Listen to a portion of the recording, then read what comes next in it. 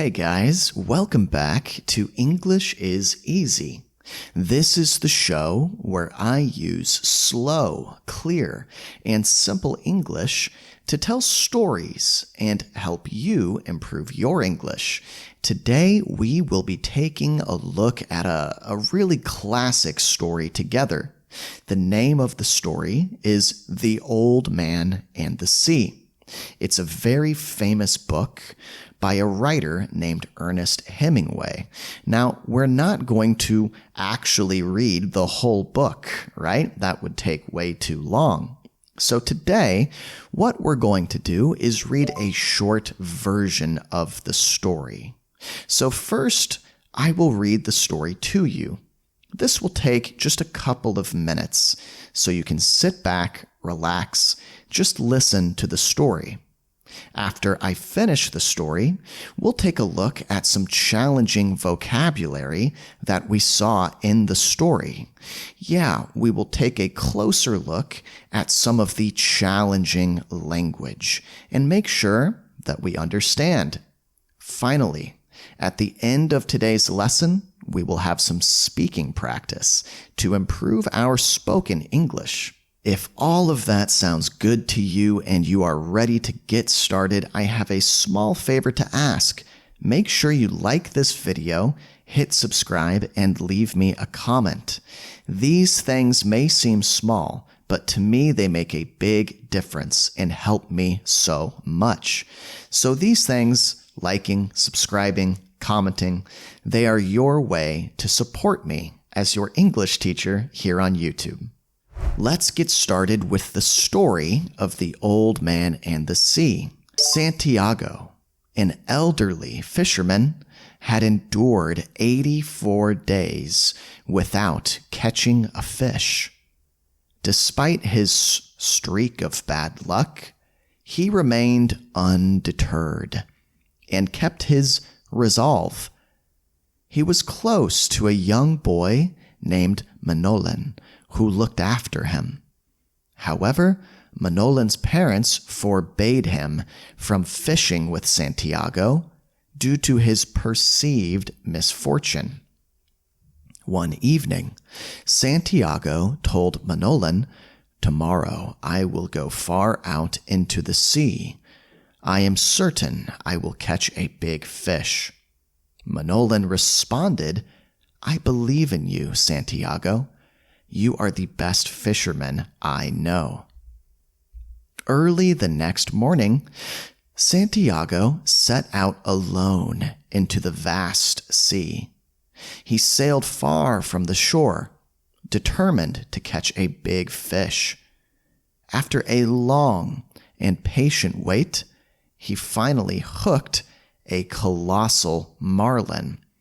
The marlin was incredibly strong, and Santiago engaged in an epic struggle with the fish that lasted for 3 days and 3 nights.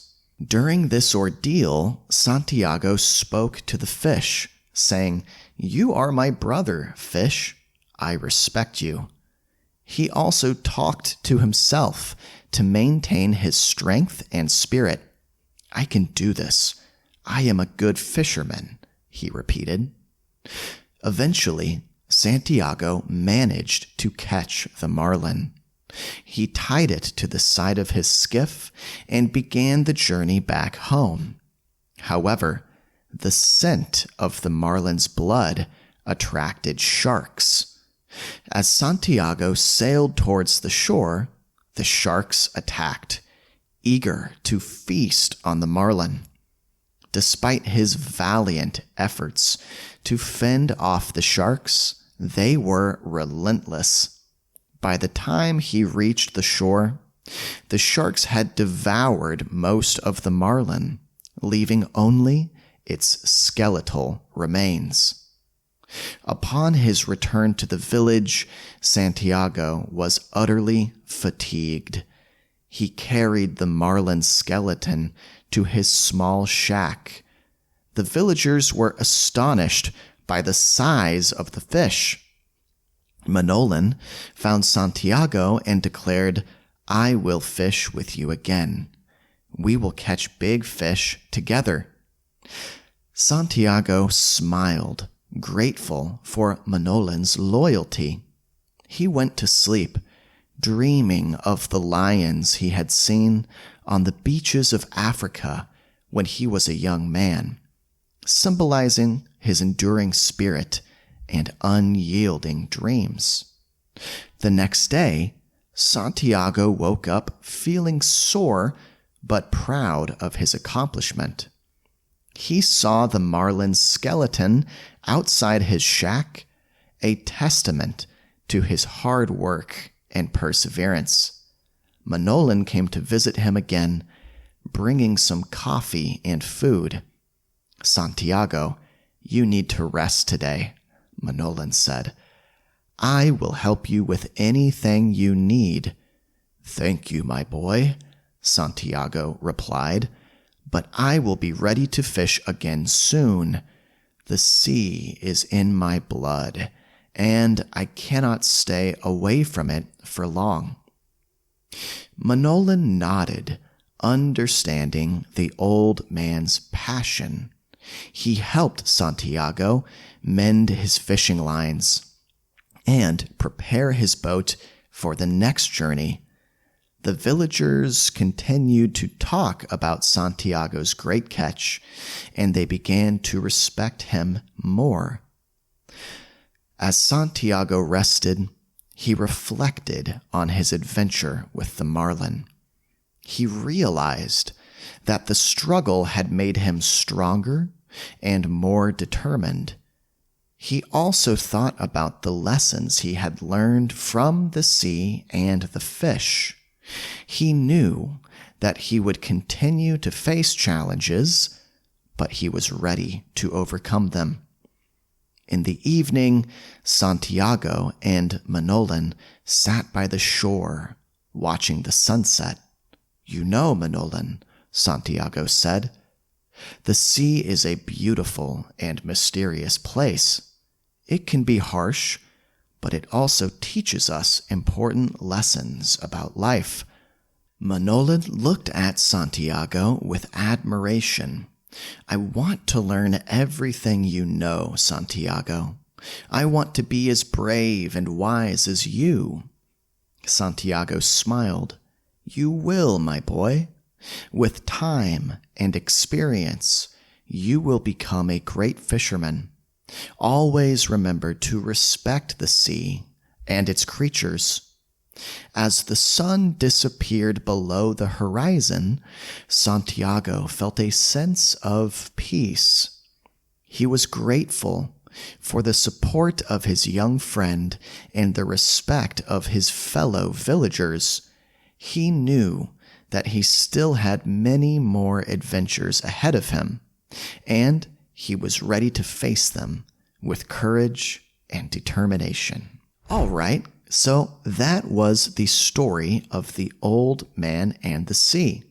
How was that for you guys? Was that challenging? Was it easy? Do you think you understood the story well?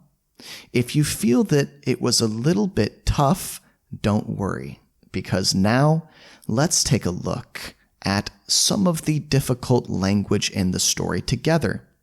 Let's start with this first word here, elderly. Elderly. Yeah, it means old. In the story we saw, Santiago, an elderly fisherman, had endured 84 days without catching a fish. Okay? The elderly man walked slowly down the street. So elderly, it's just another way of saying old. It's a slightly more polite way to say it. Yeah. If you describe someone as being old, sometimes that might come across as a little bit offensive, right? If you say, he's an old man, it's not super rude or anything like that. But if you say he's an elderly man, it definitely seems a little bit more polite, a little bit more respectful. Moving on to our next word, we have endured. Endured, right? If you endure something, you face it, You face something difficult for a long time. In the story, we saw Santiago, an elderly fisherman, had endured 84 days without catching a fish. So this was something really difficult for Santiago that he had to endure for a long time, right? This was a period of his life that seemed to go on and on. It was a difficult period of his life, right? 84 days without catching a fish. That was a tough time he needed to endure. Another example might be she endured the harsh winter, with little complaint. So she endured the harsh winter. Yeah, we wouldn't say you endure a comfortable spring or a comfortable summer. If you are going through a fun time or an easy time, then that's not something you need to endure, right? That should be a breeze for you. That shouldn't be challenging. But if it is challenging, then we say you endure it. Have you guys ever endured a difficult time in your life? Maybe you can let me know down in the comments section. And up next, we have a new word, undeterred. Undeterred. This is something else we saw in the story, and it just means not giving up, not discouraged. Despite his streak of bad luck, he remained undeterred and kept his resolve, his determination to keep going, right? So if you are undeterred, maybe you experience a setback in something that you are trying to do, right? Like, I'm trying to learn Chinese, okay? I'm trying to learn Chinese, but even though it can be really difficult, I remain undeterred. I remain not discouraged. I'm not giving up in my journey to learn Chinese, right? I'm going to keep going, okay? Here's another example. He remained undeterred by the criticism and continued with his project. Yeah, so maybe if you are in the middle of doing something and you experience a bump in the road, if you experience sort of a setback, maybe you remain undeterred if you decide you're not going to let it get to you. You're not going to let it faze you or stop you. No, you're going to keep going. You know, I feel this way in making YouTube videos because in the beginning of making videos on YouTube, it can be rather discouraging, right? You spend all this time making a video that very few people watch. That can feel discouraging, but you have to remain undeterred. You have to keep going and not give up. Okay, we just saw this word, resolve. It means you have a strong will, a strong determination to keep going. So in the example I just gave, making a YouTube channel, if I have a strong determination, a strong will to keep going despite setbacks, then I have a strong resolve, right? In the story we saw, despite his streak of bad luck, he remained undeterred and kept his resolve. So in the story, Santiago didn't lose his resolve, right? He didn't lose it. He kept his resolve. Another example might be her resolve to finish the marathon was unwavering. Unwavering. Yeah, that's another way you might see this word used. If somebody has an unwavering resolve or an unshakable resolve, then that means their resolve is strong.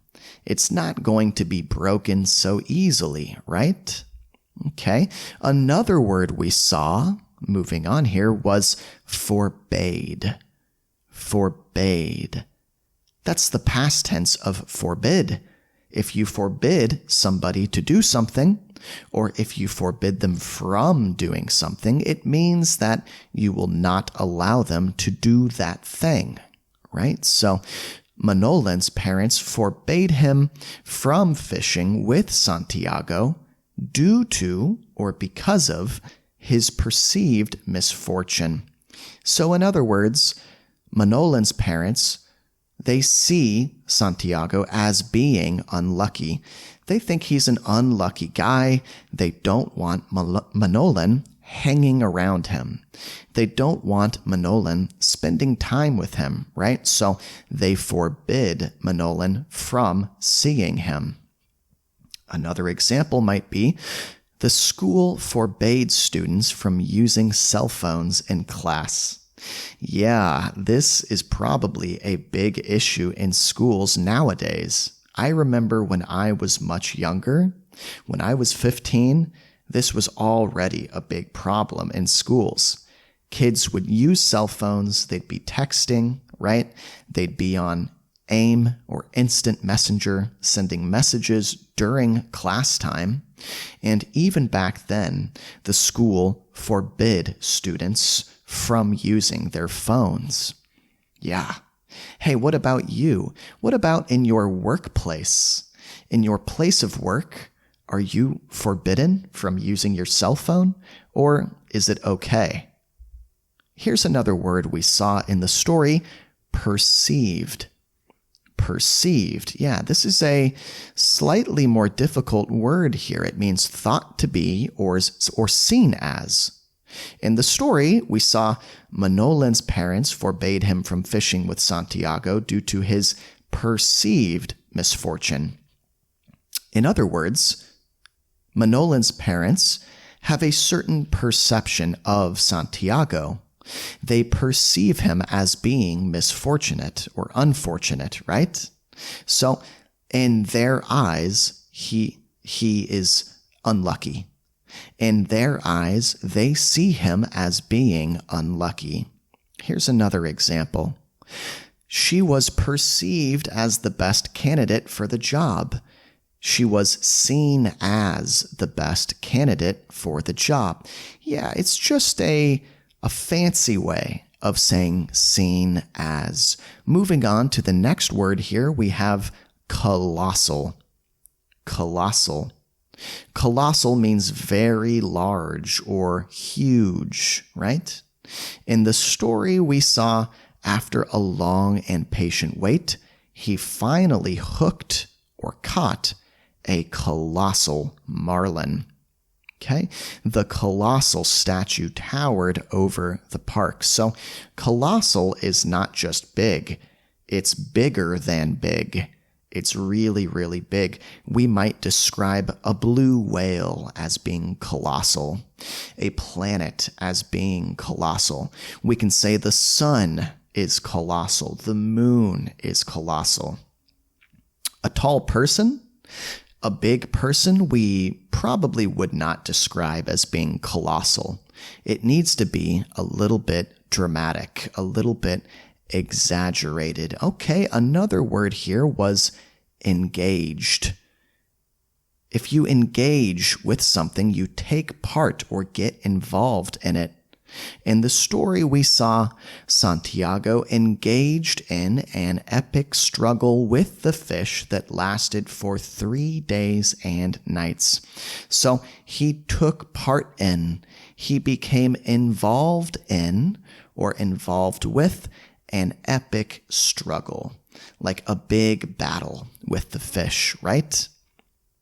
Yeah, another example is they engaged in lively debate about the new policy. So yeah, here's another common way we see this word used is to engage in debate, to take part in discussion. They engaged in a heated debate. A heated debate, a really fiery or intense debate or discussion, right? Okay, moving on. Another word was valiant. Valiant means very brave or courageous. Despite his valiant efforts to fend off the sharks, they were relentless. Okay? His brave efforts to fend off the sharks or fight them off, fight them away. These were very courageous or brave efforts because sharks are so dangerous, right? The soldiers' valiant actions saved many lives. Maybe the soldier did something brave, something courageous, something heroic, like a hero, we could say. Moving on, another word we saw was fatigued. Yeah, it means very tired. Upon his return to the village, Santiago was utterly fatigued. Yeah, that means when Santiago came back to the village, he was super tired, utterly fatigued. Utterly means completely. He was completely exhausted. After the long hike, they were fatigued and ready to rest. Yeah, if you're fatigued, it could mean tired or it could mean exhausted. It depends on how you use the word. It could mean a little tired or really, really tired. Okay? We're almost at the end here. Astonished. Astonished. It means amazed or very surprised. The villagers were astonished by the size of the fish. In other words, they were amazed at how big the fish was. They were surprised. They were shocked. She was astonished to find a gift on her desk. A gift? Ooh, maybe she was pleasantly surprised. She was pleasantly surprised to find a gift on her desk. Okay? So take a look at all of these advanced vocabulary words that we saw in the story and took some time to study. I'll put the list up on the screen here. Feel free to take a picture or a screenshot and save it. Yeah, we have some really useful words here. I hope that going through these vocabulary words and explaining them was useful for you guys. Coming up on the final segment of today's lesson, the last part of today's lesson, what I'd like to do is take a minute and practice our English oral skills, our English speaking skills. Take a look at this critical thinking question. What has been your biggest struggle in life, and how did you overcome it? How did this experience shape your understanding of perseverance and success? Perseverance means you keep going, right? You are undeterred, like the vocabulary word we saw. This is a really big question, and what I'd like us to try and do is take a full minute and respond to it. Yeah, take an entire minute and really push yourself to talk for the full minute, responding to this question. I'm going to go first to give you guys an example. I'm going to demonstrate how I would take 1 minute and respond to this question. So here I go. You know, for me, personally, the biggest struggle in my life has been living abroad. For a long time, I lived abroad in China. For 10 years, actually, I lived abroad in China. And during that time, I experienced a lot of difficulties.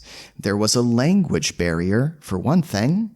Yeah, it was difficult learning Mandarin Chinese and communicating with people. I also was separated from my friends and family back home, and, it was trying or challenging finding a new group of people, a new group of friends. But I did show perseverance. I was undeterred, and I found a way to make new friends. I found a way to adjust. Okay, that was my 1 minute response to this critical thinking question. Now it's your turn. give it a shot.